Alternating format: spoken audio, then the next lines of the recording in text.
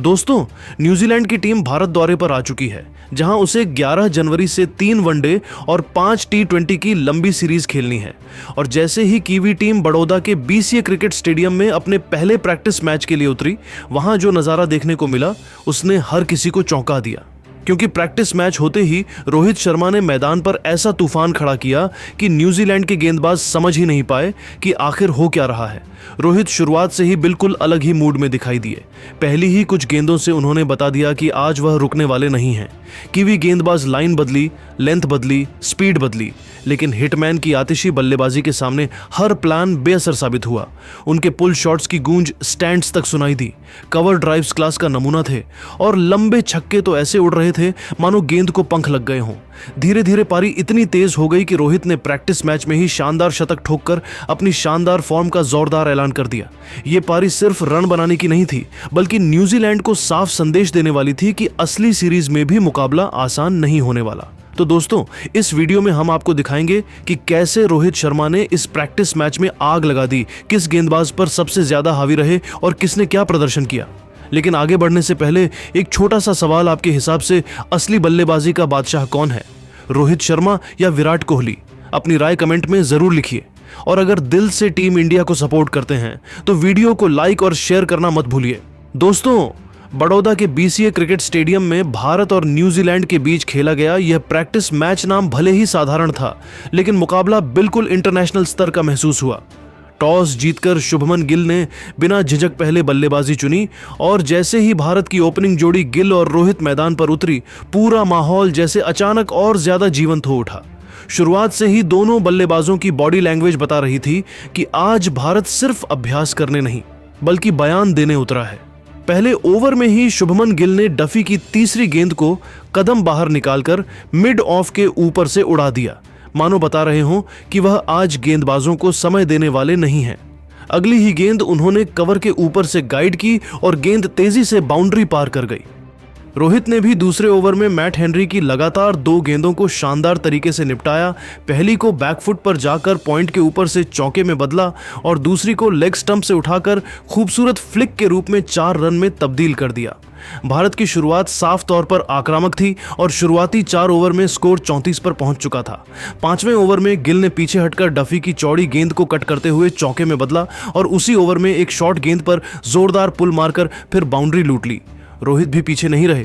7वें over में Tickner की short गेंद पर उन्होंने बैकफुट खड़े होकर ऐसा पुल शॉट लगाया कि गेंद पार्किंग एरिया में जा गिरी। यह भारत की पारी का पहला छक्का था।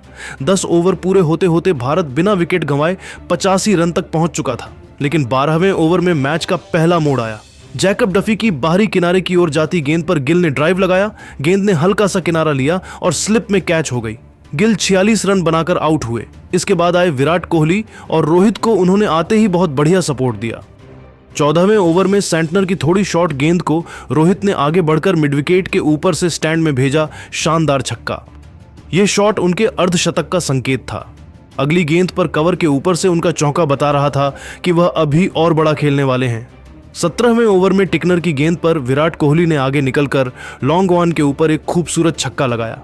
इसके ठीक बाद एक दिलकश स्ट्रेट ड्राइव आया जिसने गेंदबाज और दर्शकों दोनों को चौंका दिया। रोहित का तूफान जारी रहा और 29वें ओवर में मैट हेनरी की फुल लेंथ गेंद पर कदम बढ़ाकर उन्होंने लॉन्ग ऑन के ऊपर से छक्का जड़ते हुए सिर्फ 86 गेंदों में शतक पूरा किया।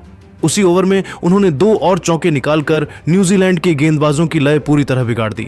विराट ने भी समय का इंतजार करने के बाद 31वें ओवर में ब्रेसवेल की गेंद पर सुंदर फ्लिक लगाकर चौका हासिल किया और 63 गेंदों में अपना अर्धशतक पूरा किया। हालांकि 38वें ओवर में ब्रेसवेल की अंदर आती गेंद ने उन्हें धोखा दिया और वह LBW हो गए। कोहली ने अपनी 71 रनों की पारी से भारत की नींव और मजबूत कर दी थी। जैसे ही विराट आउट हुए, मैदान पर आए हार्दिक पांड्या। पहली ही गेंद पर उन्होंने टिकनर की तेज गेंद को बैकफुट पंच के साथ चौका बनाया और अगली गेंद को लॉन्ग ऑन ऑफ के ऊपर शानदार छक्के में बदलकर बता दिया कि भारत की रफ्तार अब और बढ़ने वाली है। दूसरी ओर रोहित शर्मा 140 के पार पहुंच चुके थे और हर ओवर में दर्शक उम्मीदों से भर उठते थे। 46वें ओवर में मैट हेनरी फिर गेंदबाजी करने आए। रोहित ने उनकी दूसरी गेंद पर ऑफ साइड के ऊपर से गगनचुंबी छक्का जड़ दिया। यह उनका 150वां रन था। स्टेडियम में शोर इतना बढ़ गया कि कमेंट्री बॉक्स की आवाज भी दबने लगी। उसी ओवर में उन्होंने एक और चौका जोड़कर अपनी पारी की चमक और बढ़ाई। 49वें ओवर में हार्दिक ने जैकब डफी की गेंद पर जोरदार पुल शॉट मारते हुए छक्का लगाया। चौथी गेंद पर स्क्वायर कट से चौका आया और 5वीं गेंद पर लॉन्ग ऑन पर एक और छक्का, और इसी के साथ उन्होंने सिर्फ 31 गेंदों में अपनी 50 पूरी कर ली। अंत तक दोनों बल्लेबाज नाबाद रहे और भारत ने 50 ओवर में 2 विकेट खोकर 342 रन का दमदार स्कोर खड़ा किया। रोहित शर्मा ने 101 गेंदों में 159 रन की आग उगलती पारी खेली, जिसमें 13 चौके और 11 छक्के शामिल थे। हार्दिक पांड्या 33 गेंदों में 59 रन बनाकर नाबाद लौटे। यह पारी सिर्फ रन बनाने की नहीं थी, यह भारतीय बल्लेबाजी की ताकत, भरोसे और इरादे का शानदार प्रदर्शन था। भारत ने दिखा दिया कि यह सिर्फ प्रैक्टिस मैच नहीं, बल्कि आने वाली सीरीज का एक साफ संकेत है। 343 रनों के विशाल लक्ष्य का पीछा करने मैदान पर उतरी न्यूजीलैंड की टीम की शुरुआत बेहद अस्थिर रही। पहले ही ओवर में मोहम्मद सिराज की खतरनाक स्विंग ने कीवी बल्लेबाजों को हैरान कर दिया। सिराज ने शुरुआत में इतनी बेहतरीन लाइन पकड़ी कि टॉम लैथम सिर्फ रक्षा करते करते चूके और स्लिप में कैच दे बैठे। अगली ही गेंद पर टॉम ब्लंडल को पीछे की ओर हल्का उछाल मिला और गेंद विकेटकीपर के हाथों में समा गई। कुछ ही मिनटों में स्कोरबोर्ड पर सिर्फ 6 रन और 2 विकेट झिलमिला रहे थे। दूसरे ओवर में हर्षित राणा ने केन विलियमसन को LBW कर कीवी ड्रेसिंग रूम में और तनाव भर दिया। विलियमसन रिव्यू के लिए भी राजी नहीं दिखे। उन्हें समझ आया कि गेंद सटीक थी और फैसला सही। न्यूजीलैंड 2 ओवर में 3 विकेट पर केवल 9 रन बनाकर गहरी मुश्किल में था। इसके बाद डेरिल मिचेल और ग्लेन फिलिप्स ने संभल कर खेलने की कोशिश की। दोनों ने कुछ समय तक स्ट्राइक रोटेट कर पारी को स्थिर करने की कोशिश की। भारतीय गेंदबाज साफ समझ चुके थे कि इन दोनों को जल्दी आउट करना ही मैच का टर्निंग पॉइंट बनेगा। कुछ ओवर बाद जैसे ही फिलिप्स ने सीम के खिलाफ बड़ा शॉट खेलने की कोशिश की, सिराज की बाउंसर ने उन्हें धोखा दिया और दीपक हुडा ने डीप स्क्वायर पर कैच लपक लिया। न्यूजीलैंड 4 विकेट पर 52 रन तक पहुंचा ही था कि 14वें ओवर में कुलदीप यादव को गेंद थमा दी गई और मैच यहीं से बदल गया। कुलदीप ने अपनी पहली ही गेंद पर मिचेल को फ्लाइट में फंसाकर कैच आउट कराया। अगली ओवर में उन्होंने फिलिप्स के बाद आए मार्क चैपमैन को चतुराई से गूगली में फंसा दिया। उनका टर्न इतना तेज था कि चैपमैन का बैट बल्ले के बाहर ही रह गया। न्यूजीलैंड की उम्मीदें तभी लगभग मिट चुकी थीं, लेकिन मिचेल सेंटनर ने कुछ अच्छे स्ट्रोक खेलकर अपनी टीम को 100 के पार पहुंचाया।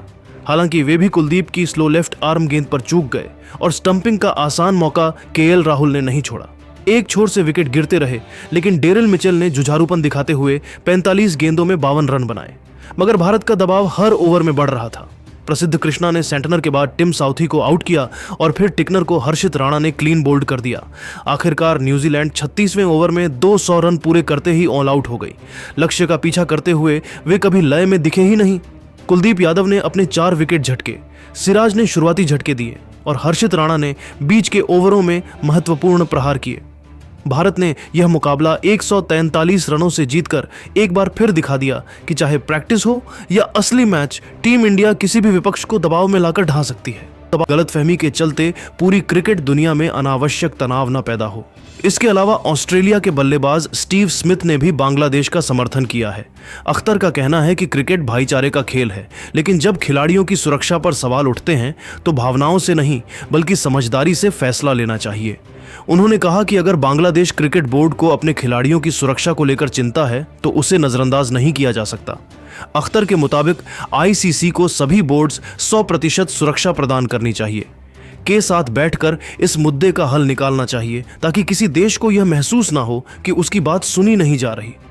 कुल मिलाकर देखा जाए तो ऑस्ट्रेलिया के ज्यादातर दिग्गज बांग्लादेश के समर्थन में खड़े नजर आ रहे हैं। सिर्फ डेविड वार्नर ही ऐसे बड़े नाम हैं